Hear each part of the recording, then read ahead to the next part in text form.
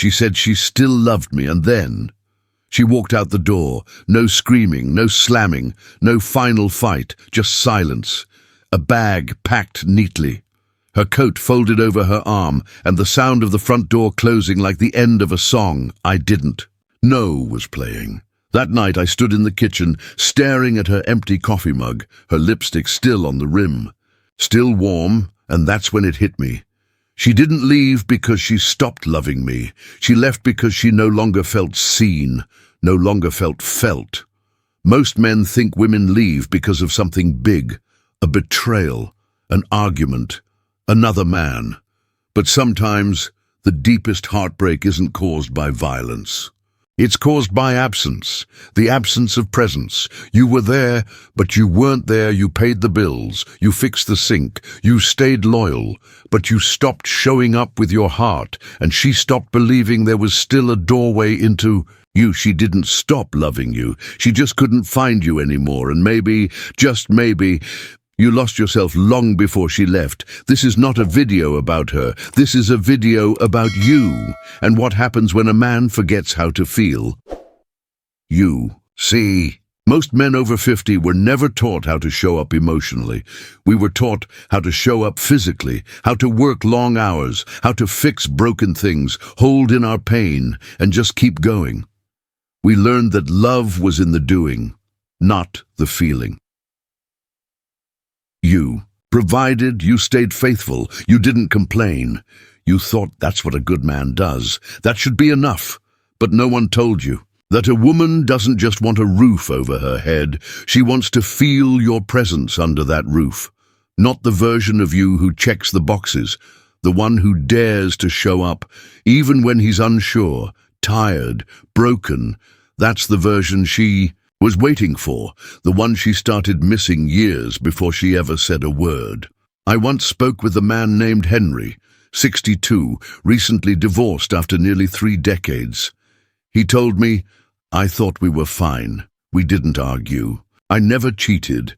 I came home every night, put food on the table, paid for vacations, but she said I was gone, that I had disappeared emotionally, and I just didn't get it until she was actually gone."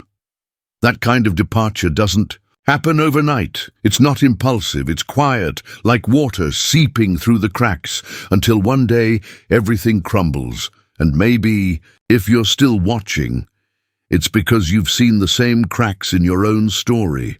The quiet meals, the slow drifting, the way she stopped looking up when you walked through the door.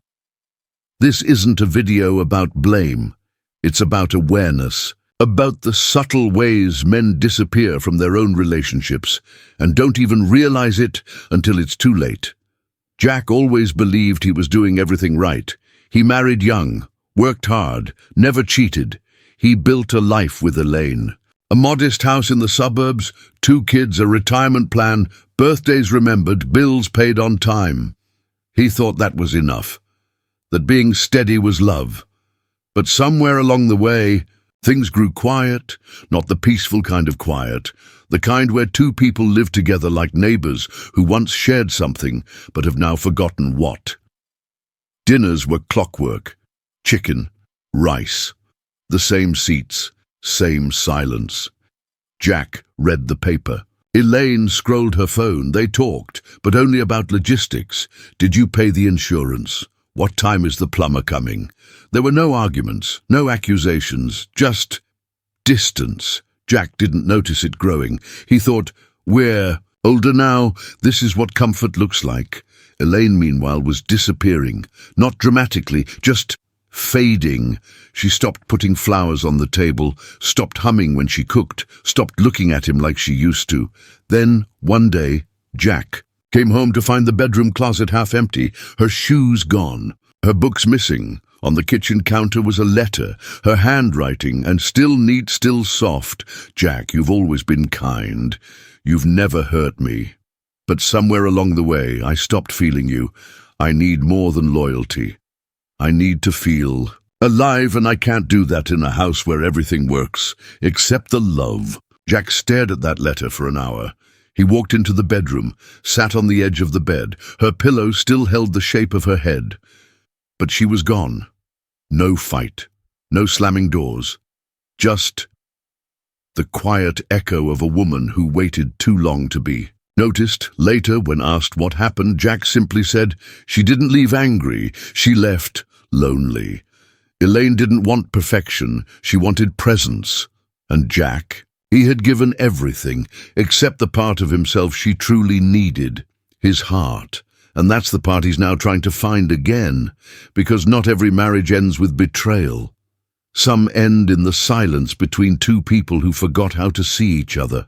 Jack thought silence meant peace, but silence can be the slowest form of leaving. Dr. John Gottman, one of the world's leading relationship researchers, identified what he calls the 4 horsemen of the apocalypse in marriage. Not cheating, not money fights, but 4 subtle behaviors that signal the end: criticism, defensiveness, contempt, and the quietest one of all, stonewalling. When one partner shuts down emotionally, stops responding, and simply goes silent, it doesn't feel like abuse. It feels like absence. And absence over time becomes erosion. You stop sharing your day. You stop touching. You stop looking at each other across the dinner table, not out of anger, but indifference. And this is where Jack lived, in a marriage with no obvious fights, but no emotional oxygen either.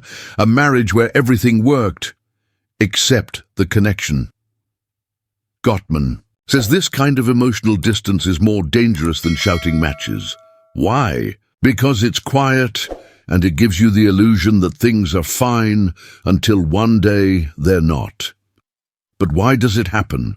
Why do men, especially after 50, begin to disappear emotionally without even realizing it? This is where Carl Jung enters the conversation. Jung didn't talk about date nights or communication styles. He talked about the soul, about the parts of us we hide, deny, suppress. One of those parts, for every man, is what Jung called the Anima.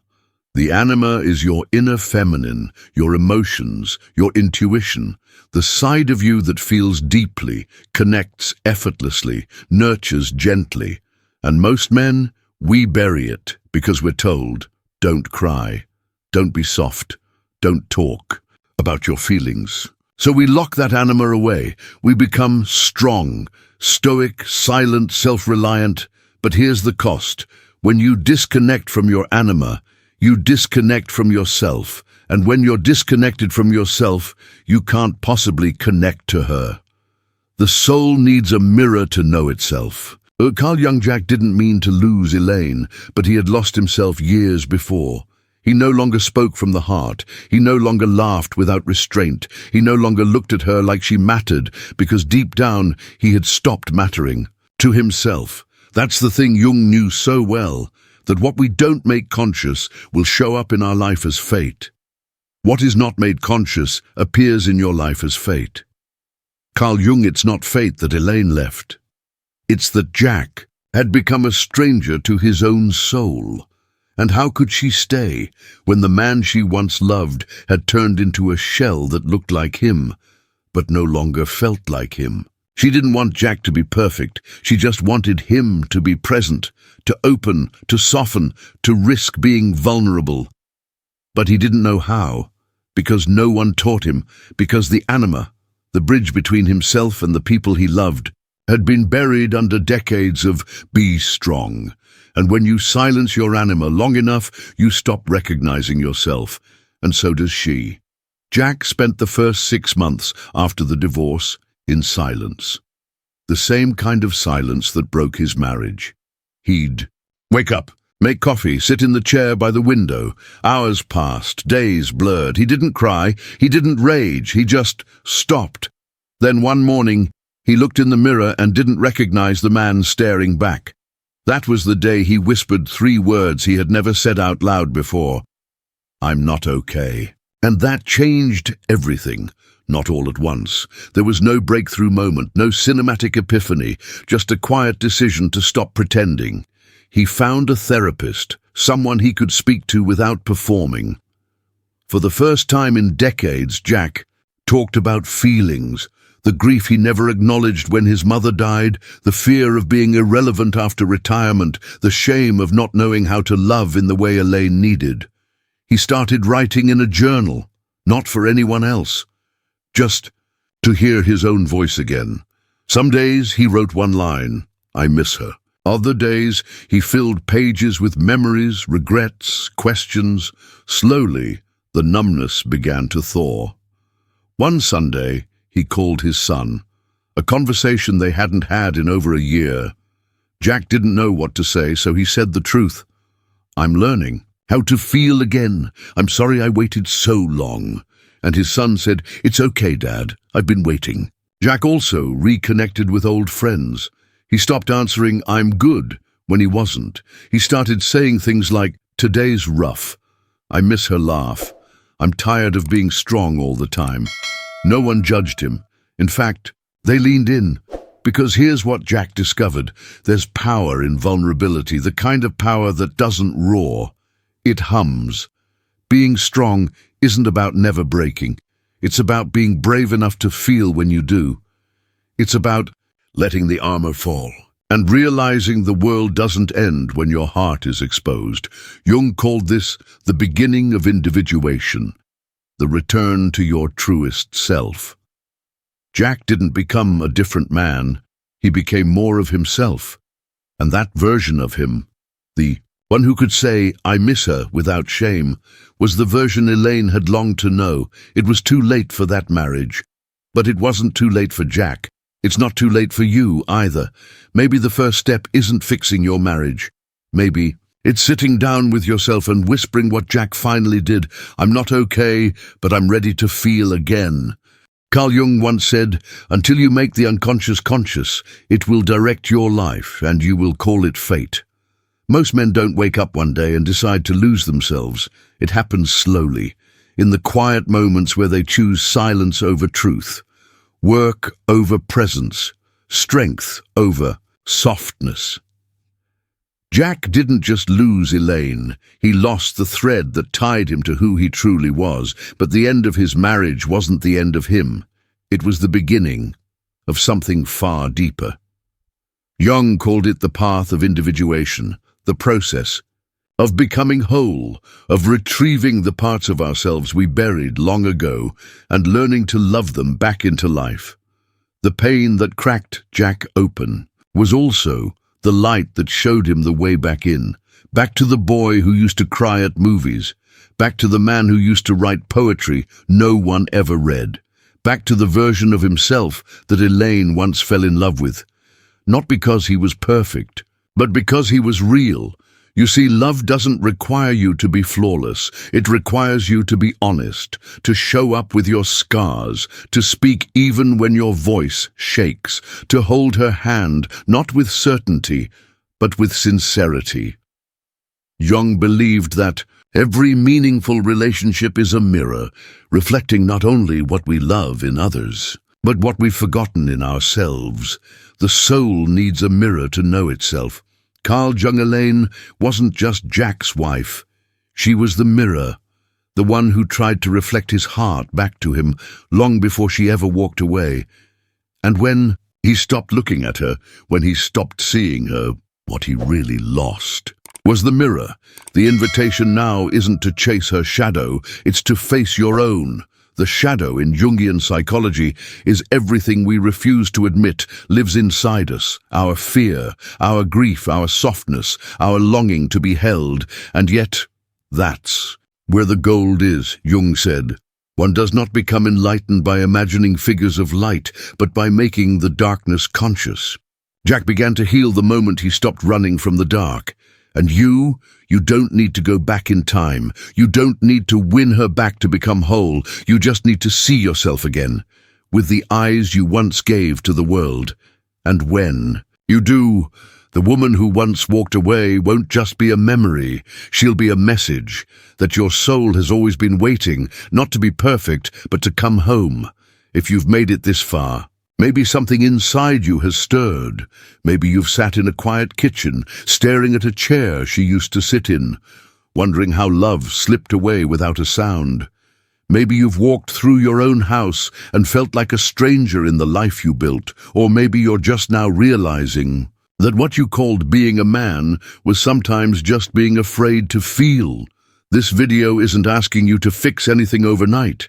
It's not asking you to beg for forgiveness or rewrite the past. It's asking you to take one step, a small one toward yourself, and that step might look like this. Leave a comment below and write just one sentence. I'm not silent anymore. I want to feel again. Not for me, not for the algorithm, for you. Because when you speak those words, even if it's just by typing, you tell your soul, I see you. I'm ready to come back, and you'll be surprised by how many other men are here, watching quietly, feeling the same ache, waiting for permission to begin again. Give it to them. Give it to yourself. Let your voice return. One sentence, one moment, one man at a time. Coming home.